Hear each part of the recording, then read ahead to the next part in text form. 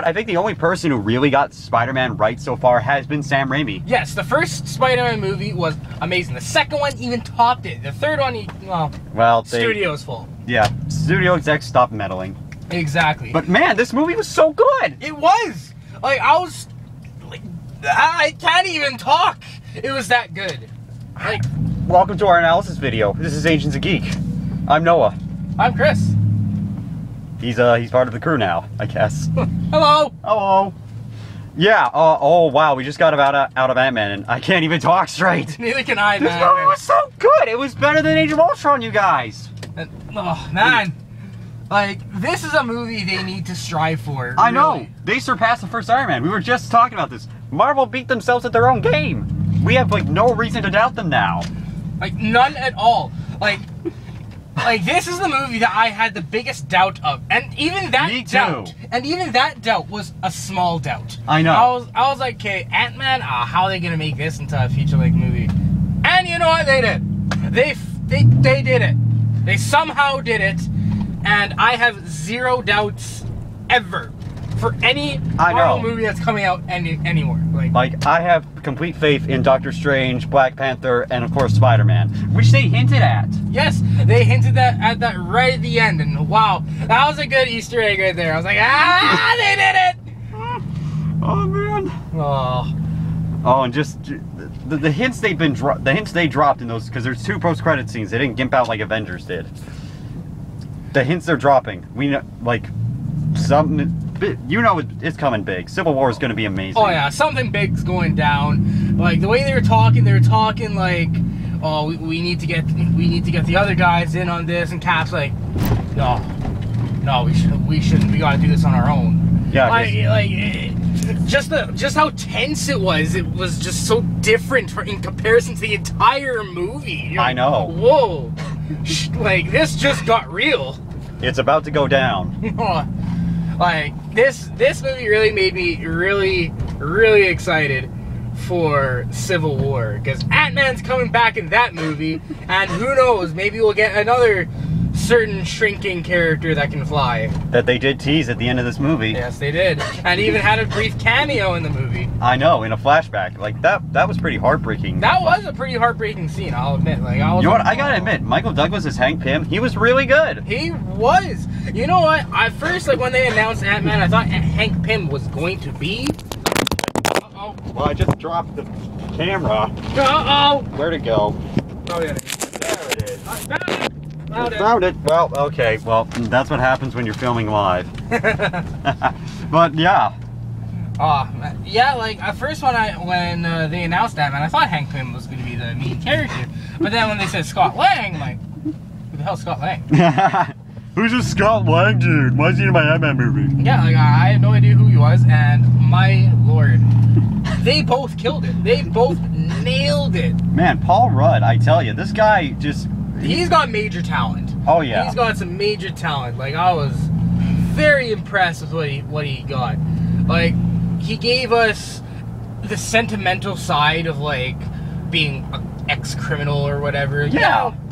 Like gave you a sentimental side. He had humor. He had the charm. Like in all honesty, I'll be honest, like if he was to play like say an older Spider-Man, he'd be perfect. I know, he's just so. He's that kind of guy that you'd be like, wow, really? This is the kind of guy I would work with. Yeah, this is the kind of guy you can get along with, being, hey man, let's go for a drink, have drinks, and like crack jokes, whatever.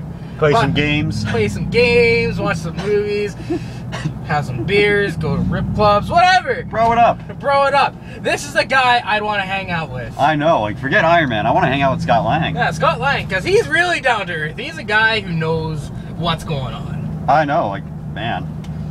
Man, like they really showcased what he can do in this movie. I know. Like they really did. They did not gimp out on his abilities. They didn't say, we're gonna show him just do this a little bit. No. They really, like, from start to finish pretty much, like, just, let's show him what he can do. Shrink, boom, oh. And he's just like,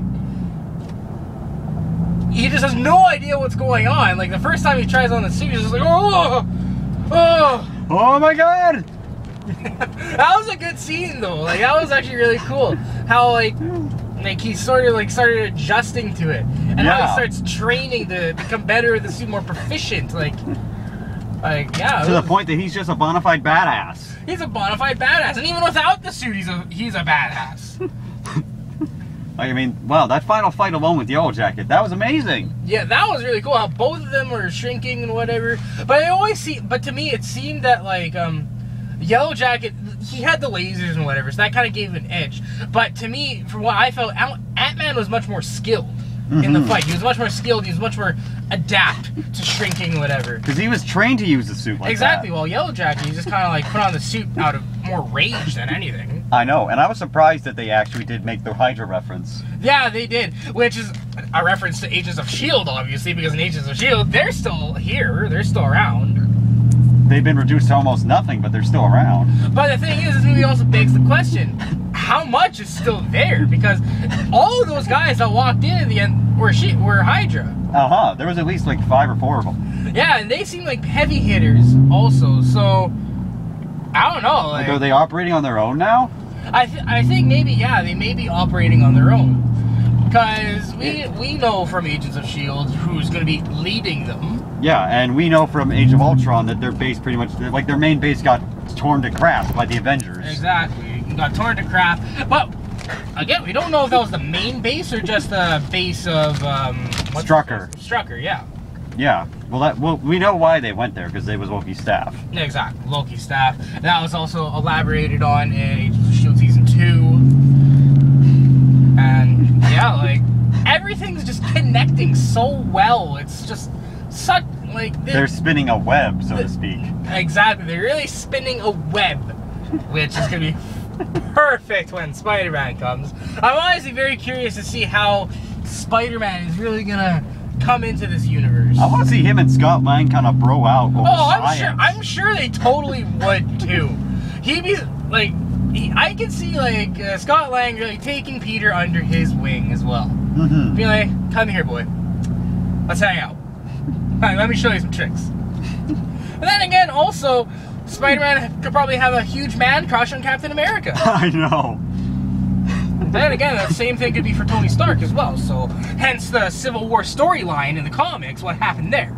There's so many science bros in the Marvel universe. Oh, so many science bros. Like, wow. This movie was, like, in my opinion, this is actually one of the best Marvel movies they've made to date. It's right up there with the first Avengers. Literally, like, in my opinion, the best movies, literally tied for first, are the first Avengers movie and Ant-Man. Mm-hmm. Like, that's... That is high praise. That is incredibly high praise, because that movie was wicked. When I went to see that movie when I went to see Avengers on opening day, I was just like blown completely away. Everybody was. It was the biggest movie of the year that year. It was the biggest movie of the year, and I'm surprised people have actually beaten it, but I know. Whatever. Like Jurassic World just shattered its box office record. And I've seen Jurassic World, and to be entirely honest, it's not that great.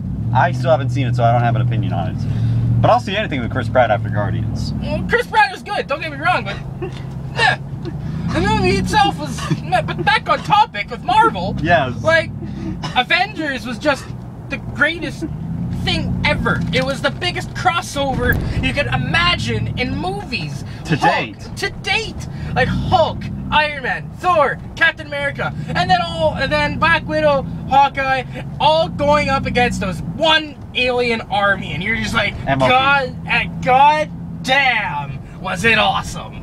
It's a movie, it's the kind of movie that you can watch over and over again. And it's always fun. And this movie was very much the same. I know. Like I said, it is like the first Iron Man. Yeah, it's very much like the first Iron Man. But I would say this is superior in a lot of respects. Yes, I do too.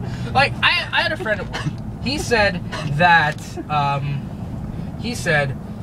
this movie, Ant-Man, was very much like Marvel meets Mission Impossible. I know. Because a lot of this was very espionage based. Yes, it was. A lot of it was very much in the planning stage. This is almost like a heist movie with superheroes. Yes, exactly, and it was awesome. I know. Like you're laughing. You're on the edge of your seat.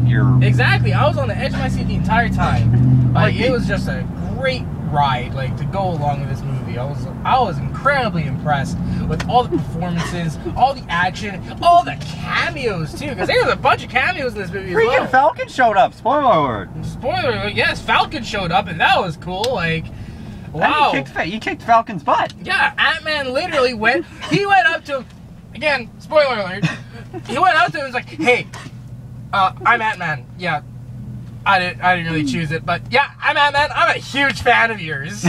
Like, he totally geeked out like any Marvel nerd, or any nerd really would. And then, like, out of nowhere, like, "Yeah, we got an infiltrator here. I'm gonna take care of it." And Ant-Man's just like, "Nope." Boop, shrinks. And I'm like, "Ah!" And they start fighting, and then Ant-Man wins. I was just like, "What? What?" A veteran, or not quite veteran yet, but an Avenger was beaten by Scott Lang. And then like later to Hank Pym, he's like, "I also beat an Avenger without dying." Yeah, so that's a thing. Like, he was like super stoked about it. Like, anyone would. Like, that's what makes Scott Lang's character so relatable. He geeked out like any of us would meeting an Avenger. Exactly. Like, if it was us, we'd all just be like, "Oh my God, dude, that was the Falcon." Exactly. That's exactly what Scott Lang did. And it just wow. Like, a lot of it was just so relatable. Like, this movie, really, I can't say any more than what I'm saying now. It's just, without spoiling it. Exactly. It's just, it gives so, like, I'm giving it such a high praise because it deserves it. It really does. This is the perfect movie to end Phase 2, I think. Yes, I completely agree with you. Like, I feel that Age of Ultron, it could have been better, yes, but it did do one thing right. It kind of set up what it was more of a movie for setup than anything, I feel. It set up more so Phase 3 and what's going to be happening there. It set us on the road to Infinity War. Exactly. And this movie is very much also doing the same thing. It's really capitalizing on that. All these movies are good in their own right, but when you think about it, they're stepping stones to something much bigger. Holy crap. Oh, I didn't want to do that with a cop. Wow, that red light just came out of nowhere. Yeah, I know. I didn't want to do that because the cop would pull me over. Remember, kids, obey the rules of the road. Yes. Do not break the law. I really hope no kids are watching this because I think we've been cursing a few times. Yeah, I know. Especially you, but that's just who you are. It's okay. Oh, when we do our Let's Plays, oh, Lord. No, man, our Let's Plays will be vulgar as hell. Look forward to those, by the way, folks. Yup, that's gonna be good. That'll be fun. But no, seriously, getting back on, we get off topic so easily. Ah, yes we do. Jeez. Just, this movie was fantastic. I'm so impressed. This is my favorite movie of the summer, and arguably my favorite movie of 2015, probably until Star Wars comes out. Agreed. Like, oh, man. Speaking of which, they showed the trailer for Force Awakens on the big screen, and that just, I almost teared up at that moment. Oh, yeah. Well, because I already saw the Chewie We're Home trailer online, but that's nothing compared to seeing it in an actual theater with surround sound. Yeah, it was a different experience. You're just like, oh my God. You're like, this is legit. Star Wars is coming back.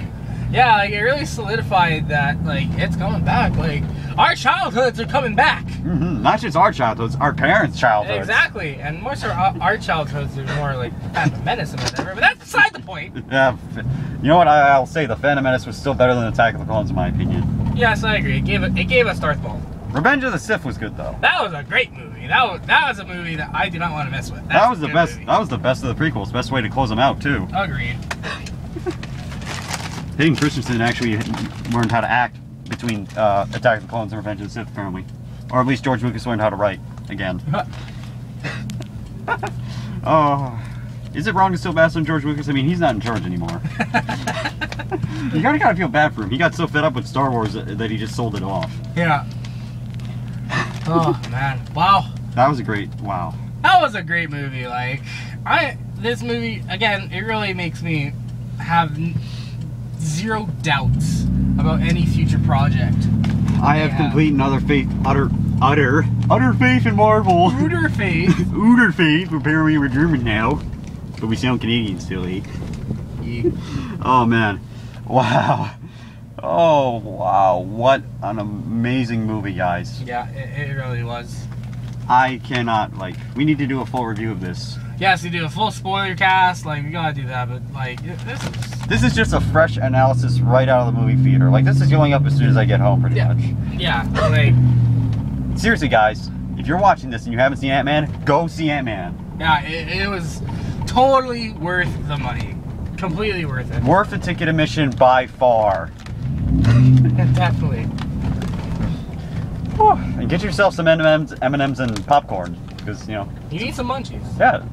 Don't pay the 50 cents for extra butter, okay? Just get it yourself. They got butter there. They got a dispenser. Okay. They got the butter dispenser, just use it. Yeah. Don't give them an extra 50 cents for butter, tightwads. Anyway, I think we better end it here. I'm Noah, and this is Chris, and go see Ant-Man.